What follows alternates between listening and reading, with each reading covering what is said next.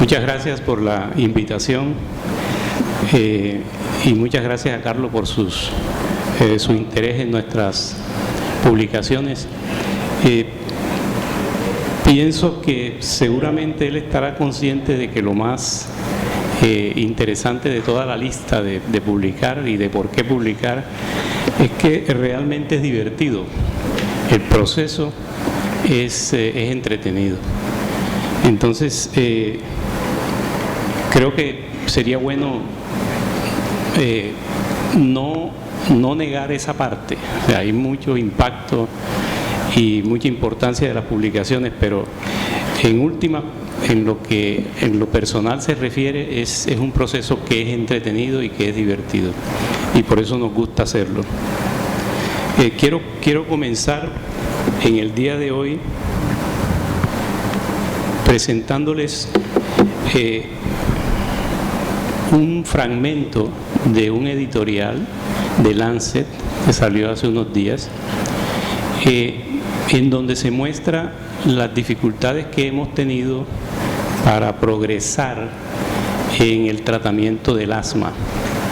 La publicación, el editorial es enfático en decir que una comisión de Lancet que tiene que analizar el problema tendrá que ocuparse de que realmente en los últimos 10 años no ha habido ningún adelanto.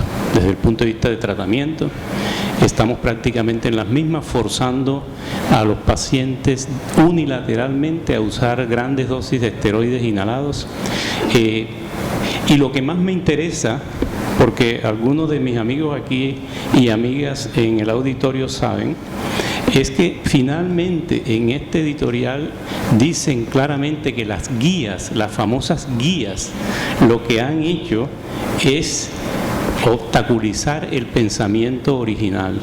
Ese es un editorial de Lancet, es muy importante, y esperaría yo que Colciencias y el Ministerio de Protección Social dejen de financiar esas famosas guías que lo que hacen es decirle a todas las personas: haga esto y punto, sin ningún otro tipo de reflexión. Y créanlo, eso disminuye las posibilidades, porque estamos dejando solamente el progreso del manejo de estos problemas, lo estamos dejando en manos de los expertos. Pero ¿cómo se clasifican los expertos? Entre el médico que ve sus pacientes y la persona que publica, hay una distancia, pero todo el mundo puede hacer de lo suyo. Entonces estamos descuidando muchas ideas, muchas posibilidades que los médicos practicantes pudieran tener por las guías. Entonces me disculpan esta introducción tan un poco pesimista, pero me llamó la atención en el sitio en donde estamos. Y por supuesto, en el trópico, no es que tengamos más o menos. En el trópico lo que sucede es que nos enfrentamos a condiciones que son bastante diferentes a los países temperados.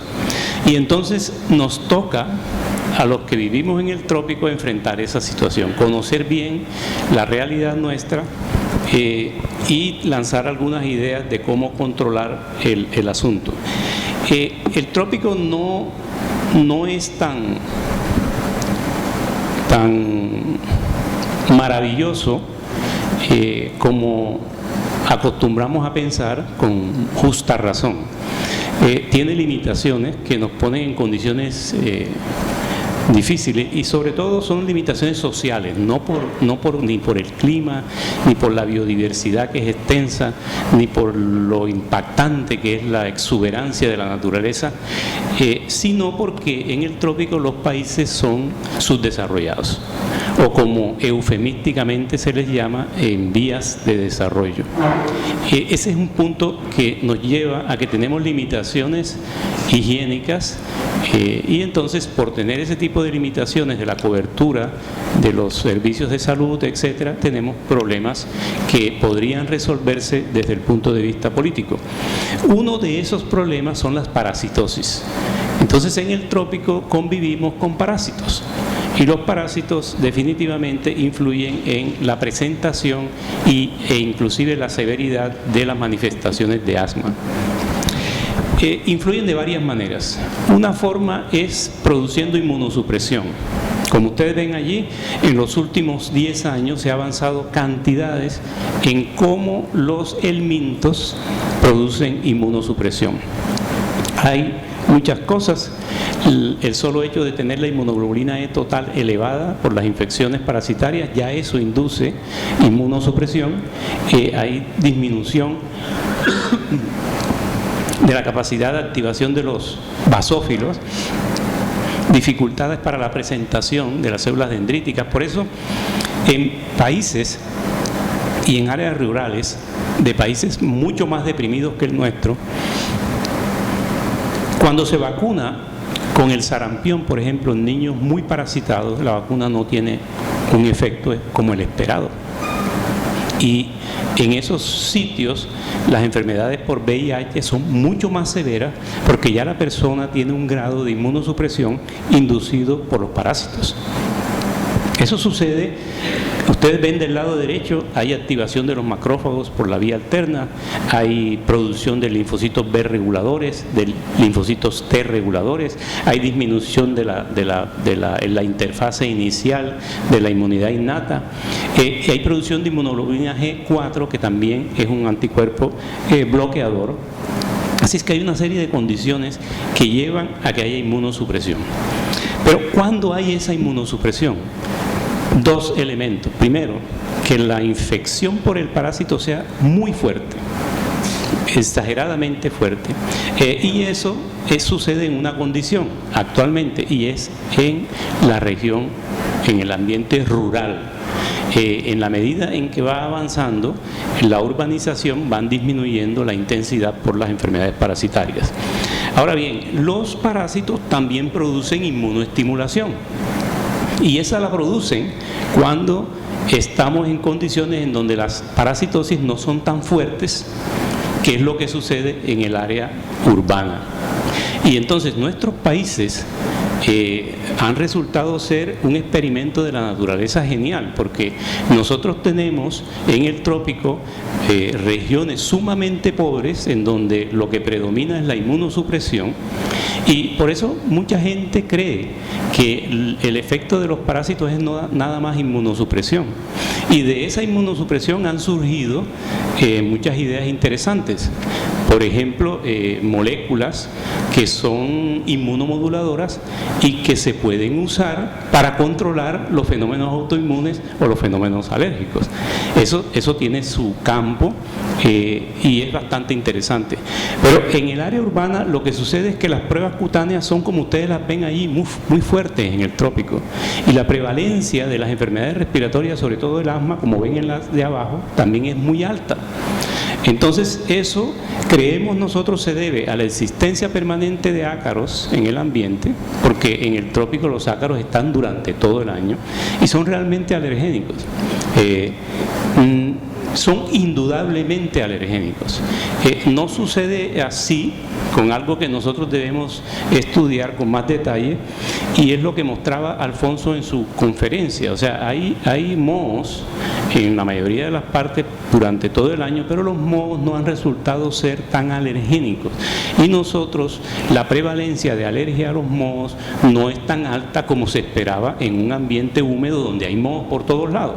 Entonces, la explicación que siempre tenemos es, de pronto no estemos probando a los pacientes con los mohos apropiados, disculpen, porque de pronto los extractos que estamos usando no son los apropiados. Esa es una posibilidad, pero me late que vamos a tener que pensar en otras cosas, porque en otros países tropicales se han hecho ya estudios más detallados y tampoco es tan importante la alergia a los mohos desde el punto de vista de frecuencia. Y el cuadro de inferior derecho lo que muestra es que en Colombia la prevalencia de ascariasis todavía es alta, está alrededor de 30% en algunas partes. En las regiones urbanas puede llegar hasta el 10%, que ya es menor. Aquí en Cartagena, por ejemplo, hay municipio de Santa Catarina que se llama Lomarena. La semana pasada estábamos analizando los datos ecoprológicos de allí en mi laboratorio y tiene casi 65% de la población está infectada con Ascaris. Entonces eso es una real tragedia, pero se convierte en peor tragedia cuando ustedes saben que hace 10 años, casi 12 años, investigadores de la Universidad de Antioquia hicieron un estudio en ese mismo pueblito y era 65% también. O sea que la gente de Lomarena realmente que es de mala, ¿no? Porque le han tocado unos gobernantes tal vez peores que los que nos tocan a todos. Entonces, este tema en esa población es posible que predomine la inmunosupresión. Estamos averiguando ese tema. En resumen de esta primera parte, que es como introductoria, a medida que aumenta la urbanización, disminuyen las enfermedades helmínticas y al mismo tiempo sabemos que epidemiológicamente aumentan las alergias. Eso, si hacemos un estudio transversal, eso es lo que encontramos. Entre más urbanización haya, menos prevalencia de enfermedades helmínticas, pero también más prevalencia de alergias. La gráfica esa no pretende decir que la alta prevalencia es por la disminución de las helmínticas, pero creemos que puede influir. Hay muchos factores, pero aquí se dan cuenta ustedes del área izquierda, en la columna izquierda es donde se produce la inmunosupresión, cuando hay mucho parásito, y eso lleva a que haya poca alergia. Y del lado derecho, en la área rosada, es donde hay la inmunoestimulación, entonces hay alergias altas y hay muy pocos parásitos. Esto hay que tenerlo en cuenta si nosotros queremos analizar los problemas de asma. Entonces, como de lo que se trata es de una actualización en asma, me he permitido traerle algunos artículos como este, por ejemplo, que fue hecho en Singapur, que es un sitio del trópico. Ese sí que es verdaderamente extraordinario, porque uno está en el trópico, pero allá no hay parásitos, porque es un país desarrollado del trópico. Esa ciudad-país tiene unas buenas condiciones higiénicas y allá tenemos muy buenos amigos como el profesor Phuc Tinh y otros que estudian también los ácaros. Entonces, ¿qué encontraron ellos en esta publicación? Como ustedes ven allí, la idea es que en el trópico hay más tendencia a sensibilización a los ácaros, que es una sospecha que teníamos todos los que estamos en el medio desde hace rato, pero que este es un estudio de casi 5.000 personas de diferentes etnias chinas que van a Singapur, y esto que ustedes ven allí se lo hicieron a un grupo de 500 personas que le hicieron serología. Entonces observen ustedes del lado izquierdo, yo como vi esta cosita paliducha, el punto, yo me traje el mío en el bolsillo. Entonces aquí ven ustedes, de este lado está el polvo, los ácaros, fíjense. La mayoría de la gente, ¿cómo tiene alergia a los ácaros? En una clase alta. La clase alta quiere decir que en el InmunoCAP es por clases, clase 1, clase 2, clase 3. Entonces aquí, clase alta es que es peor. No se me vayan a confundir con eso. Aquí clase, que si el paciente tiene una clase alta de reacción, es que entonces está fregado.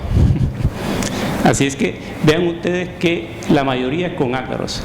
Vean ustedes la cucaracha, el gato, el perro ya es menos. Miren los pólenes, mucho menos. Y miren los hongos, todavía menos.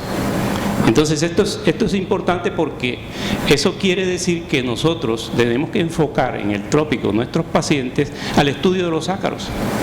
Y la mayoría de las veces, como ustedes ven, sobre todo en la región Caribe, de pronto en Bogotá, por la altura, hay algunas variaciones, pero en la región Caribe casi todas las personas que tienen asma tienen sensibilización a los ácaros nada más. El asunto aquí es que aquí no aparece nada del mintos porque allá no tienen el mintos. En cambio, en este estudio, que va a aparecer creo que el mes entrante, en Clinical Experimental Allergy, nosotros sí encontramos que la sensibilización a Ascaris sí influye en la prevalencia de la enfermedad. Definitivamente, corregido por todos los factores, por la reacción a los ácaros, etc. Y sobre todo lo más importante es que las tropomiosinas, que son el blote 10 de Blomia, DERP10 de dermatofagoide y ASL3 de Ascaris, fíjense ustedes el gran factor que tiene, el PAF muy alto, y tiene una significancia muy alta en cuanto a la asociación con asma. Entonces, esta es la primera vez que se detecta que no solamente el Ascaris influye, sino que ya el aspecto molecular, o sea, ya sabemos que hay una molécula que es de reactividad cruzada, que es la tropomiosina, que está influyendo en ese problema. Esta es una investigación que es la segunda, la tercera, o creo que es la cuarta de un grupo fabuloso que hemos creado en Colombia, en donde con la participación de personas como Elizabeth, de la Fundación, otras personas como Augusto, también Rodolfo Denis, es decir, nos hemos dedicado a estudiar la epidemiología del asma en Colombia, y esto realmente es un punto importante porque la tropomiosina siempre en los países temperados se tiene como algo secundario de reactividad cruzada. Nosotros tenemos que ver qué hacemos con este tema, porque la tropomiosina acá es bastante importante. Aquí es simplemente para enfatizar que las tropomiosinas están mucho más elevadas en los casos de las personas infectadas con Ascaris. Ahora, en este otro estudio, lo que encontramos es que se encuentran asociadas los helmintiasis, especialmente las cariasis, los anticuerpos contra Ascaris, están asociados a la severidad, a estas dos manifestaciones de severidad que son los episodios de disnea severa y más de 4 visitas a la emergencia en el último año. Están francamente asociadas. Pero lo más interesante es que además las personas que tienen la helmintiasis, que tienen anticuerpos contra las lombrices, digamos así, contra el Ascaris, entonces tienen más respuesta a los alergenos de Blomia. Y no es por reactividad cruzada, porque son alergenos que no tienen reactividad cruzada. Es decir, la infección está dando como especie de un boosting, la infección por Ascaris, para que la persona tenga más alergia a los ácaros. Y este es un fenómeno que ya nosotros habíamos observado en niños hacía unos años, y queríamos comprobar el nivel si pasaba en adultos. Aquí ven ustedes en los infectados con Ascaris cómo este alergeno que se llama blote 5 está mucho más alto que en los no infectados, y este alergeno que se llama blote 12 también está mucho más altos en los infectados. Y esos alergenos no los tiene el Ascaris, o sea que eso no es respuesta contra Ascaris. Hago énfasis en eso. Eso es respuesta contra ácaros. Entonces quiere decir que si un niño está infectado con Ascaris y respira ácaros, ese niño tiene una respuesta más intensa a los ácaros que el que no está infectado con Ascaris. Así es que eso hace ya parte de la de mala que nos tocó por ese lado, no por estar aquí en el trópico, porque sí que es de buena vivir en el trópico. Esto sí que es una delicia. Entonces, en resumen de esta primera parte, este sería el esquema de por qué sucede el aumento. Y es que hay estimulación inespecífica, como les mostré, que aumenta la respuesta contra los alergenos. Hay reactividad cruzada que también la aumenta, y hay respuesta específica contra Ascaris que también aumenta los síntomas de alergia. Las cariasis producen una respuesta TH2 que produce inmunidad protectora. Está bien. Y no la podemos acabar porque eso es lo que impide que los helmintos hagan más estragos. Pero cuando hay ácaros y hay Ascaris, ya el cuadro cambia, y cambia de esa manera. Ahora, un poquito, unas palabras finales, digo yo. Les voy a decir con confianza que yo estoy como nervioso porque aquí hay un reloj que dice 1:20 y a mí me habían dicho que el tiempo era más. Entonces yo no sé qué hacer.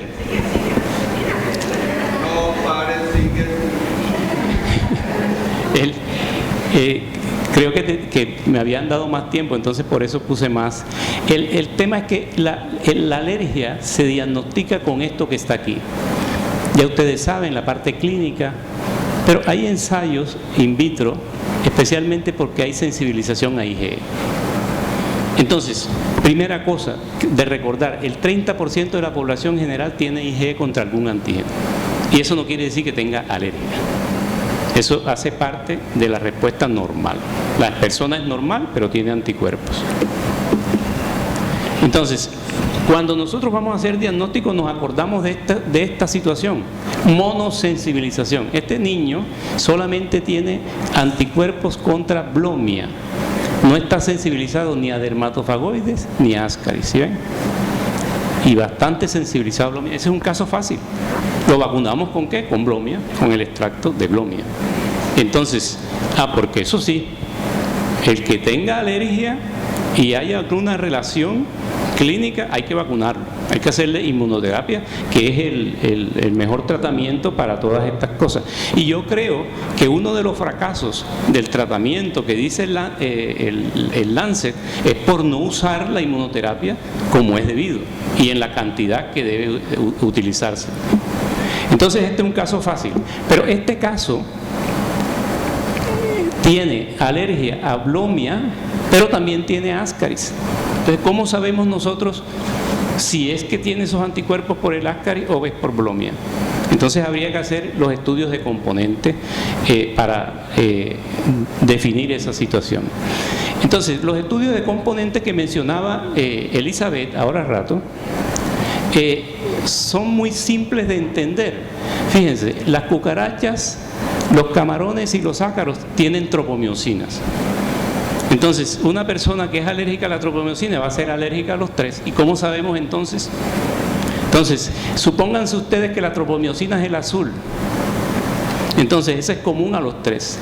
El diagnóstico por componente quiere decir buscarse un componente específico de cucaracha, un componente específico de camarón y un componente específico de ácaros. Ese es todo el tema del diagnóstico por componente.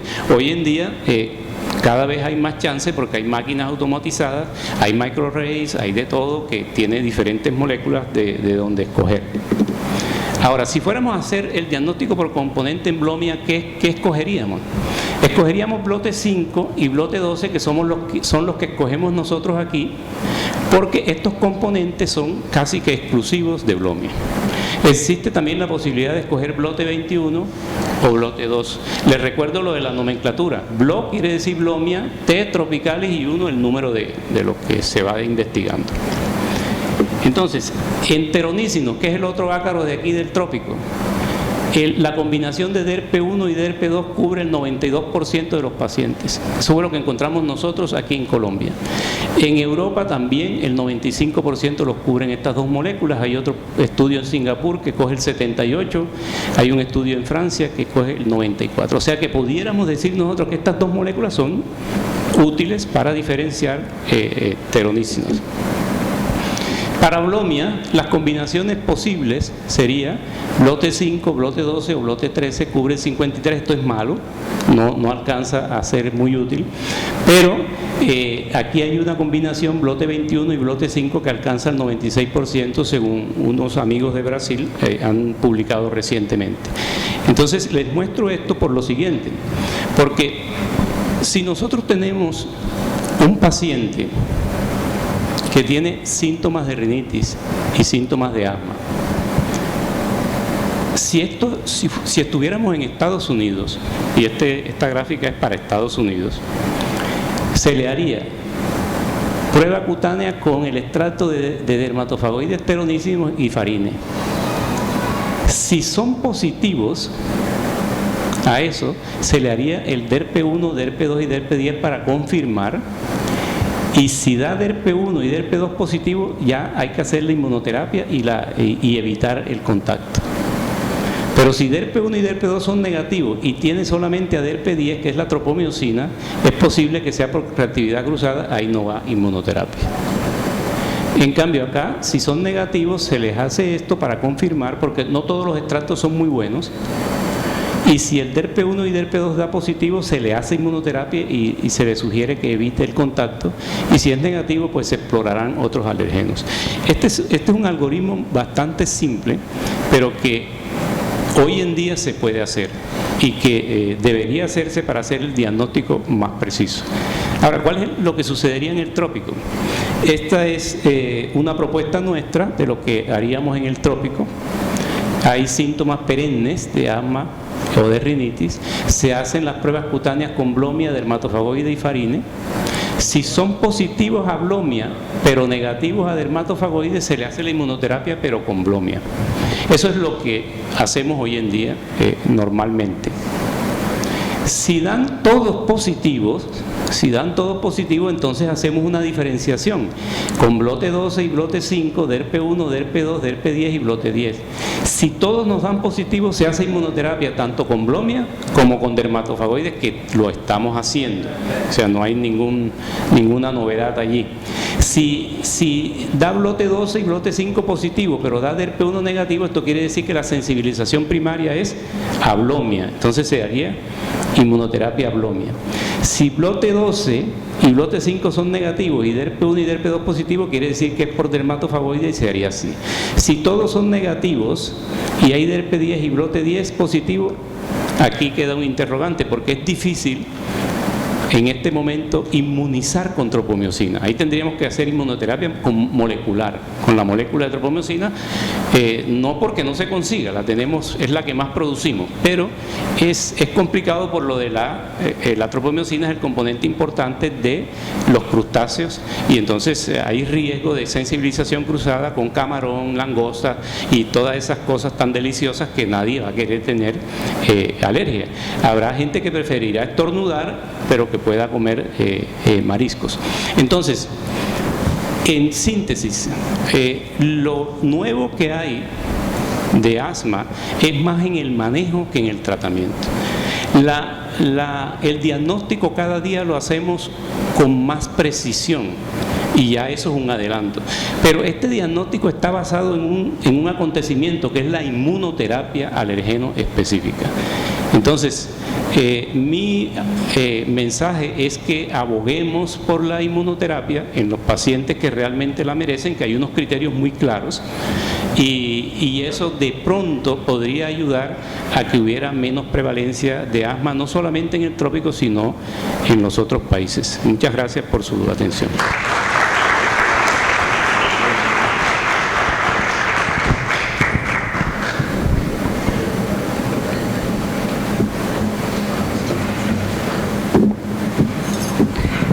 Agradecemos al doctor Caraballo, nuestro inmunólogo y alergólogo, y agradecemos a todos ustedes por estar con nosotros en este simposio. Los esperamos mañana a las